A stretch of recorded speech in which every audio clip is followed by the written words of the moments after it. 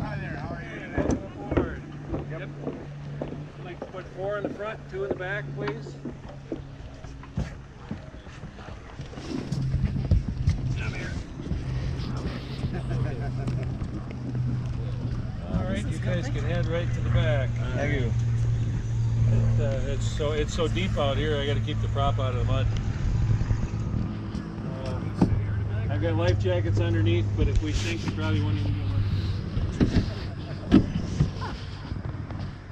Yeah, the water's only about 3 feet deep. The mud is 5.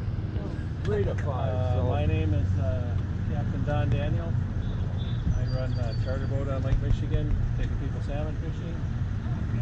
And they needed licensed captains to drive these this week, so here I am. And I'm Rick, I'm your narrator, so I'll be telling you a little bit about the Seaplane base and about the aircraft that you see out here. First, I want to welcome you to the Seaplane base and EAA Air Adventure. How many of you have been here before? Okay, how many of you are pilots? How about seaplane pilots? Any seaplane pilots? Excellent. If you hear anything wrong, please correct me, okay? Because I'm just learning. I mean, I've been doing this all week. I've learned a lot, I'll tell you. Because hopefully everybody's been telling me stuff that's accurate. Okay. This seaplane base, the area was originally settled by a guy by the name of Ezra Barney. He was a Chicago lumber baron, and he wanted to build a house up here. The problem was at that time, there's no way to get in here. There did happen to be a railroad not terribly far away, so he decided he was going to build a corduroy railroad spur in here. So he did, along that line over there where the wooden trees are back there, came through here, and then over in here, and he built his house. The house is still there, however, today it's a Jesuit retreat. I'm going to stop with the history a little bit. Right ahead of us, you'll see this aircraft. I think, is that green and white? I'm colorblind. I can't tell. It looks black to me. Anyway, the C on it. Does anybody know what that C designates? Canadian. Canadian, that's correct. Okay. Now, the land later, with 27 acres of it, was sold to the Betty family, and they built that barn back there and operated the farm for many years. And then in 1970, the EAA wanted to move from Zimmerman Field on the north side of Milwaukee up here to Oshkosh. 1973, Paul Crosby negotiated with the Betty family to establish the seaplane base. Now the Bettys maintain ownership of the land, but they have very graciously and very hospitably made the land available to us, and we really appreciate their support in many, many more ways other than just providing the land. In the off-season, other than the week when we have this going on, that becomes overgrown, there are no docks out, buildings are closed off, everything, there are no aircraft in here, no moorings, anything like that. On Memorial Day, the small army comes out here, puts the docks in, paints the building, plants new flowers, that sort of thing, gets all the equipment operational and out ready for you guys and for your arrival. All this fun. We have a really cool treat here, right over about 1 o'clock. There's a Piaggio Royal Gull. There are only 8 of those in existence. 4 of them are here this week. This, however, is the only one that is a seaplane. So it's here. That's a real treat. It's made in Italy and assembled in either Green Bay or Milwaukee. And there's something I'm forgetting that you told me about it. Made in 1957. You'll notice the hull is more like a boat, no float. It's more like a boat. And then the other 2 coming up ahead of us also have the same kind of hull configuration. Much smaller aircraft. The first one is a Lake, and the second one, I forgot to look at it. I think it's a Peloton or Pelletier. look at it again. We understand it's made in Brazil. Very sporty little aircraft.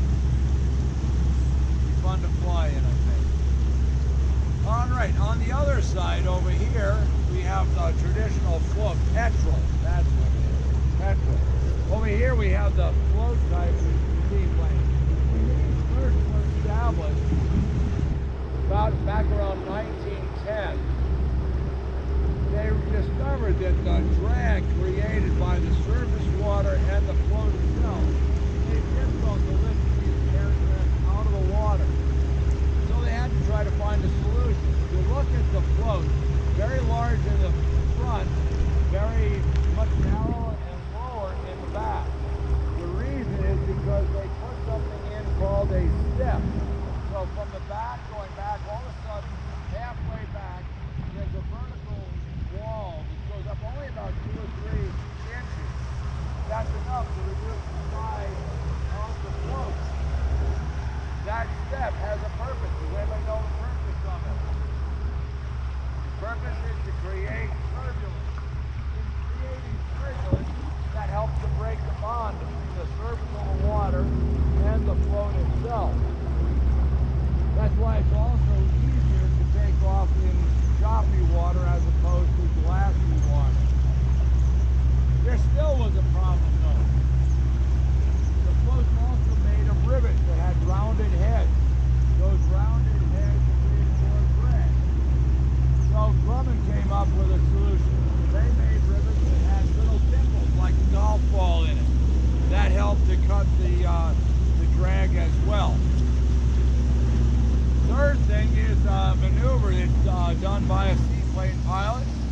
You can use the aileron to lift one of the floats out of the water, again reducing his drag and lifting off with less power and yet able to get more lift. Straight ahead of us, that figure that we have out there is represents Swift Air, one of the major sponsors, particularly of the Seaplane base. We're very grateful to them for their support, as well as other sponsors too. Beyond that, we see the control tower with the 123.3, the frequency an aircraft radio in on.